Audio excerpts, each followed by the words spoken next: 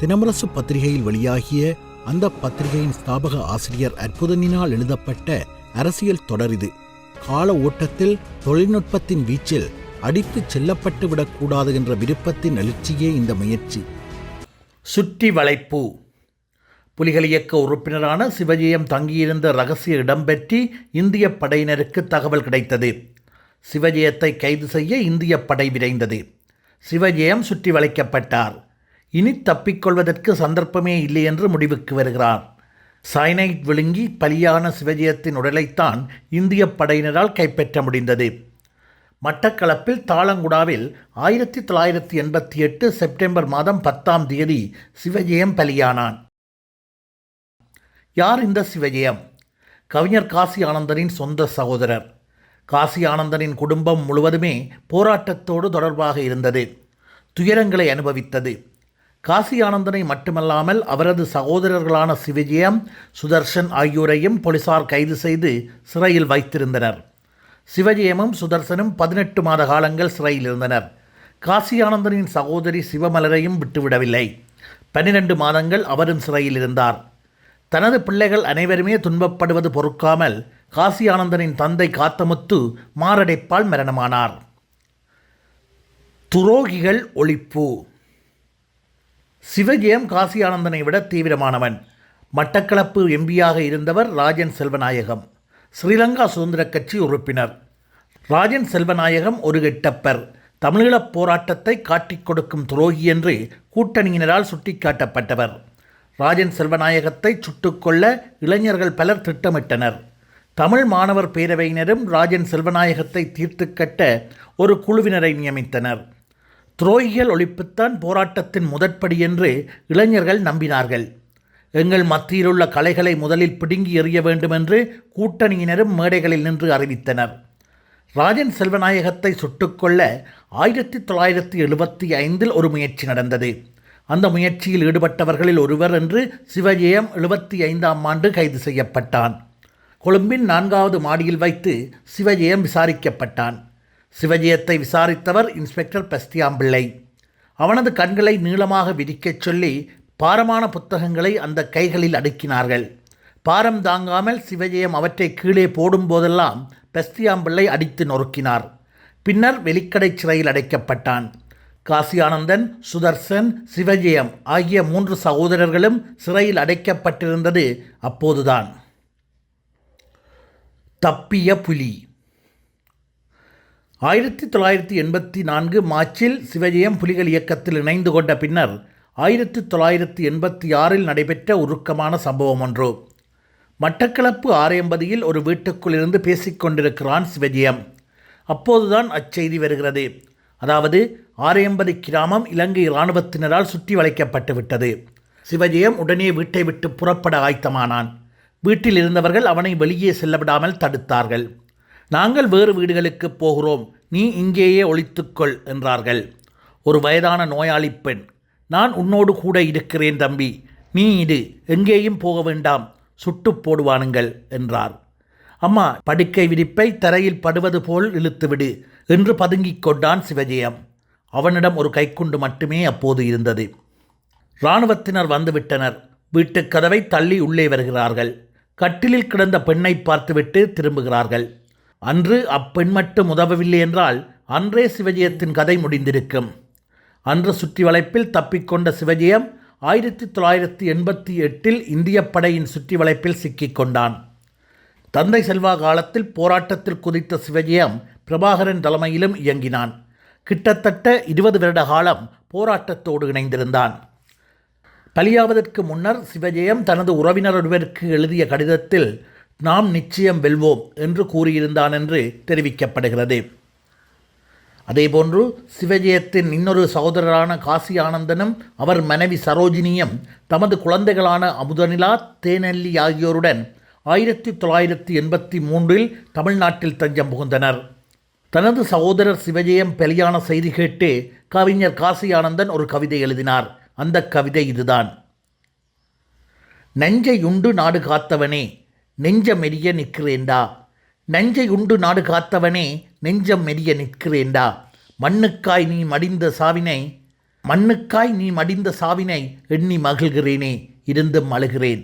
மண்ணுக்காய் நீ மடிந்த சாவினை எண்ணி மகிழ்கிறேன் இருந்தும் அழுகிறேன். இதுதான் அந்த கவிதை. காசி ஆனந்தனின் மற்றொரு சகோதரர் சுதர்சன் தற்போது ஜெர்மனியில் புலிகள் இயக்க ஆதரவாளராக இருக்கிறார். காசி ஆனந்தன் தற்போதும் தமிழ்நாட்டில் தங்கியிருக்கிறார். ஜூலை தாக்குதல்கள் 1987 ஆண்டு அக்டோபர் மாதம் முதல் 1988 செப்டம்பர் வரையான காலப்பகுதியில் இந்திய படையைச் சேர்ந்த 681 பேர் பலியானார்கள். இந்த தகவலை இந்திய அமைதிப்படை தளபதி கல்கத் கூறியிருந்தார். 1852 படையினர் காயமடைந்திருந்தனர். 18 பேரை காணவில்லை என்றும் தெரிவித்தார். அதே காலப்பகுதியில் அன்றைய இந்திய நாணய மதிப்பின்படி சுமார் 130 கோடியே 17 லட்சம் ரூபாய்கள் அமைதிப்படைக்காக செலவிடப்பட்டிருந்தன. புலிகளும் தமது தரப்பு இழப்புகளை வெளியிட்டனர். அக்டோபர் 10ஆம் தேதி 1987 ஆண்டிலிருந்து 10 மாதங்கள் நடைபெற்ற போரில் புலிகள் தரப்பில் 299 புலிகள் பலியாகியிருந்தனர். எப்போதும் ஜூலை மாதத்தில் புலிகளின் தாக்குதல்கள் தீவிரமாக நடப்பது வழக்கம். 1988 ஜூலை மாதத்தில் இந்திய படையினருக்கு எதிராக புலிகளின் அதிரடி தாக்குதல்கள் தீவிரமாக நடத்தப்பட்டன. 135 இந்திய படையினர் 1988 ஜூலையில் புலிகளின் தாக்குதல்களால் பலியானார்கள். 38 பேர் படுகாயமடைந்தனர். யாழ் மாவட்டத்தில் 11 படையினரும், கிளிநொச்சி மாவட்டத்தில் 10 படையினரும், மன்னார் மாவட்டத்தில் 17 படையினரும், முல்லைத்தீவு மாவட்டத்தில் 57 படையினரும், திருமலை மாவட்டத்தில் 11 படையினரும், மட்டக்களப்பு மாவட்டத்தில் 22 படையினரும், அம்பாறை மாவட்டத்தில் 27 படையினரும் இந்திய படையில் பலியாகினர். 1988 ஜூலை மோதல்களில் புலிகள் தரப்பில் 18 பேர் பலியாகினர். அதே ஜூலையில் இந்திய படையினரால் 47 பொதுமக்கள் கொல்லப்பட்டனர்.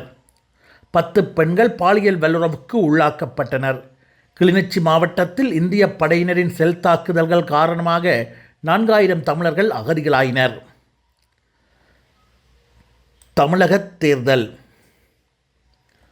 தமிழ்நாட்டில் சட்டப்பேரவைக்கான தேர்தல்கள் 1988 ஜனவரி 21ஆம் தேதி நடைபெறும் என்று அறிவிக்கப்பட்டது. அத்தேர்தல் அறிவிப்பை தொடர்ந்து 4 முனை போட்டி ஆரம்பமானது. திராவிட முன்னேற்றக் கழகம், அண்ணா திராவிட முன்னேற்றக் கழகத்தின் ஜெயலலிதா அணி, அண்ணா திராவிட முன்னேற்றக் கழக ஜானகி அணி, இந்திரா காங்கிரஸ் ஆகிய கட்சிகள் தனித்தனியாக போட்டியிட்டன. தமிழ்நாட்டில் திமுக ஆட்சிக்கு வருவதையே புலிகள் விரும்பினார்கள். இந்திய படை திரும்பி வர வேண்டுமென்று கலைஞர் உறுதியாக கூறி வந்த நேரம் அது. தமிழ்நாட்டில் துறைமுகத் தொகுதியில் கலைஞர் கருணாநிதி போட்டியிட்டார். தமிழ்நாட்டில் இருந்த புலிகள் இயக்கத்தினர் திமுகவுக்கு ஆதரவாக தேர்தல் பணிகளிலும் இரகசியமாக பங்கெடுத்துக் கொண்டனர். புலிகள் இயக்க வாகனங்களும் திமுக பிரச்சார வேலைகளுக்கு பயன்படுத்தப்பட்டன. தமிழகத்தில் தேர்தல் அறிவிக்கப்பட முன்னரே இந்திய அரசு ஒரு காரியம் செய்தது. சென்னை சிறையில் தேசிய பாதுகாப்பு சட்டத்தின் கீழ் தடுத்து வைக்கப்பட்டிருந்த கிட்டு உட்பட புலிகள் அனைவரையும் அக்டோபர் மாதம் 9ஆம் தேதி 1988 ஆண்டு அன்று விமானத்தில் ஏற்றி பலாலிக்கு அனுப்பியது. இலங்கை அழைத்துச் சென்று அவர்கள் விடுவிக்கப்படுவார்கள் என்றே இந்திய அரசு கூறியது. ஆனால் நடந்ததோ வேறு. பலாலிக்கு கொண்டுவரப்பட்ட புலிகள் பருத்தித்துறை, காங்கேசன்துறை மற்றும் திருவோணமலை ஆகிய இடங்களில் அமைக்கப்பட்டிருந்த தடுப்பு முகாம்களில் தங்க வைக்கப்பட்டனர். கிட்டு விடுதலை. கிட்டுவை புலிகளுடன் சென்று சேர்ந்து கொள்ளுமாறு விடுதலை செய்தார்கள். கிட்டு வன்னிக்காட்டுக்கு சென்று புலிகளுடன் இணைந்து கொண்டார். கிட்டுவின் வலதுகரம் போல செயற்பட்ட ரஹீமை கூட கிட்டுவுடன் செல்ல அனுமதிக்கவில்லை.